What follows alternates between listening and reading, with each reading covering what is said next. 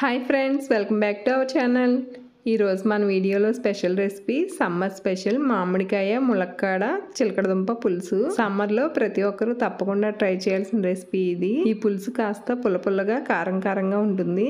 ఈ పులుసు చేయటం కోసం ముందుగా గ్యాస్ ఆన్ చేసుకుని కుక్కర్ పెట్టుకుని అందులో 4 టేబుల్ స్పూన్ల ఆయిల్ పోసుకుని అది కొద్దిగా వేడెక్కిన తర్వాత 1/2 టీ స్పూన్ మెంతులు, 1/2 టీ స్పూన్ ఆవాలు, 1/2 టీ స్పూన్ జీలకర్ర, 2 ఎండుమిర్చి చిన్న ముక్కలుగా కట్ చేసి వేసుకోవాలి. అలాగే 5-6 వెల్లుల్లి రేకల్ని చితకొట్టి వేసుకుని ఫ్రై చేసుకోవాలి.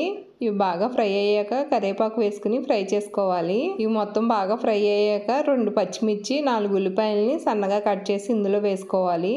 ఇందులో 1 టీ స్పూన్ రాళ్ళ ఉప్పు వేసి బాగా కలిపి ఫ్రై చేసుకోవాలి. ఈలోగా నిమ్మకాయ సైజు అంతా చింతపండు తీసుకుని ఒక బౌల్లో నీళ్లు పోసి నానబెట్టుకోవాలి.